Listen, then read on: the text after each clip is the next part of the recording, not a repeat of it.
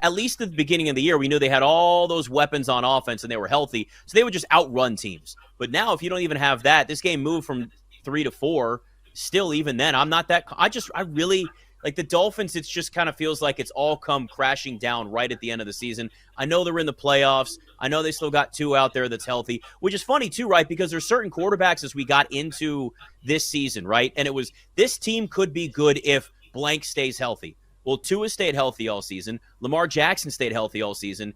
The difference is that the Ravens were able to overcome more of the injuries because they dealt with injuries again this year too, but they're still the number one seed in the AFC. They had the depth. They overcame those injuries. The Dolphins, it just feels like it's just adding up to be way too much at this point in the season.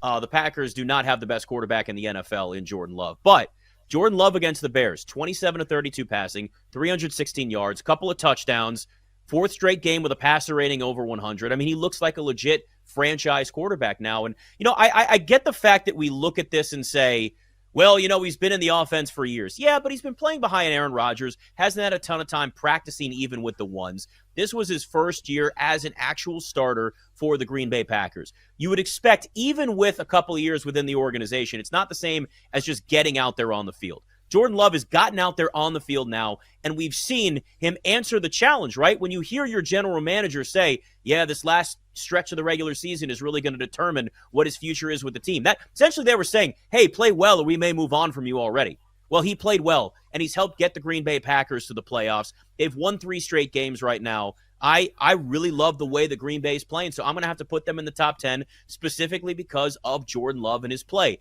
Number 9 for me is the Rams, a team that I loved coming into the regular season. Loved the over on their win total. It was just 6.5. They went over that.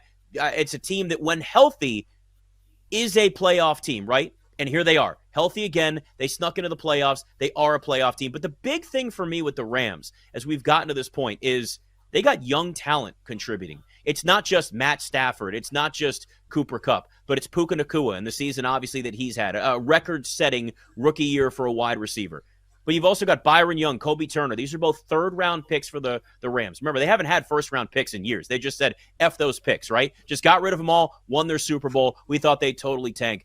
Byron Young and Kobe Turner finished second and first among rookies in sacks this year. This is third-round picks. So they were able to find some younger talent and then put themselves in a position to succeed with that young talent. And you know what that is? That's a sign of a great front office. And that's how you rebuild teams fast. And they've actually overachieved this season. But if you got Matt Stafford throwing the football to a couple of really good receivers, Kyron Williams now in the backfield, I mean, this guy, right, we know week after week, rushing and receiving yards every single week for Kyron Williams. He's there with Christian McCaffrey. He's one of those guys, you take that prop every single week. So they found their running back. They found their feature back that also is a good pass catcher out of the backfield. The Rams are dangerous. They can go in and they can beat Detroit. What do you do with the 10th spot? And I think there were a couple of teams that were super deserving for 10. And I had to take the Texans and put them in 10. They're not only just a great story, considering I think that all of us left them for dead, right? We did not expect the team that probably should have had the number 1 overall pick last year to be a team that's like a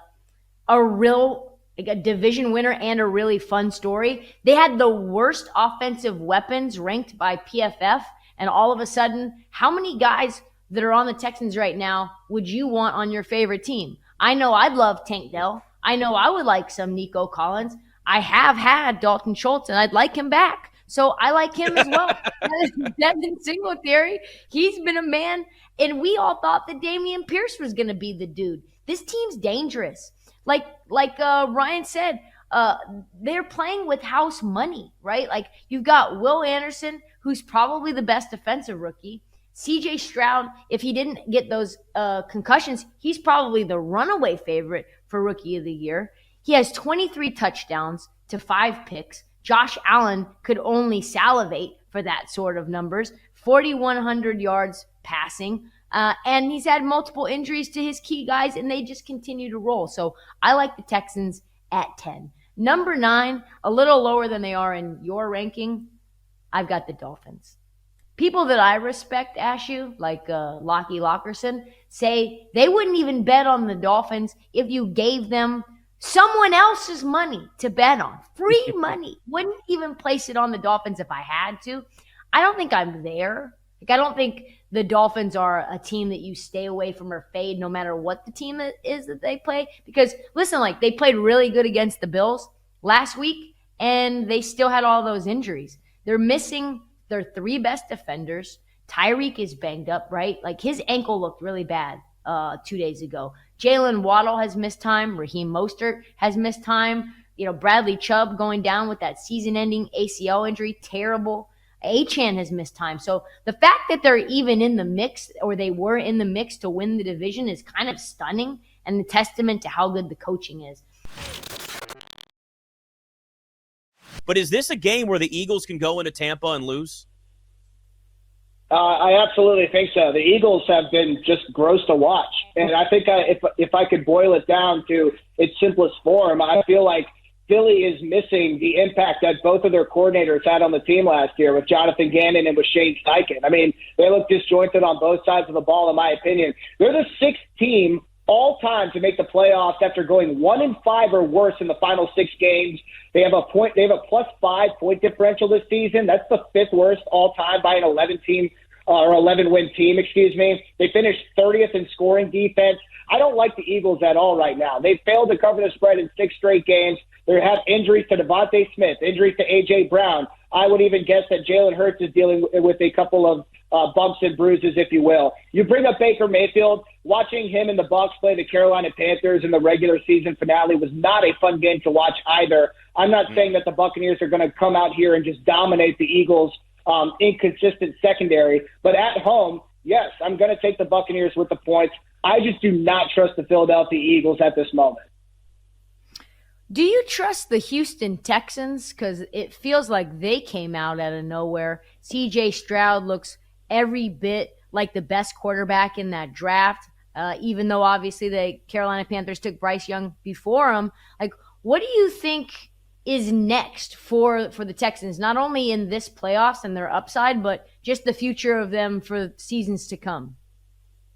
Trista, I wish I could trust the Texans, but I think they're running into, in the first round, Super Wildcard Weekend, they're running into what may be the sleeper in the AFC with the Cleveland Browns. And these two teams faced off a couple weeks ago, right? And C.J. Stroud did not play in that first matchup due to his concussion, but I just can't get the images out of my head where Amari Cooper and Joe Flacco were just abusing the Houston secondary. I mean, Amari Cooper went off for 265 yards. That's the most in a single game in Browns history. I mean, Joe Flacco and Amari Cooper truly did morph into Tom Brady and Randy Moss in that matchup. So I'm leaning towards Cleveland in that game. But in terms of the second part of your question, you have to love the direction of this franchise if you're a fan of the Houston Texans. I mean, Bobby Slowick did a great job quickly developing C.J. Stroud, who got more comfortable at the quarterback position week after week. You could really see it.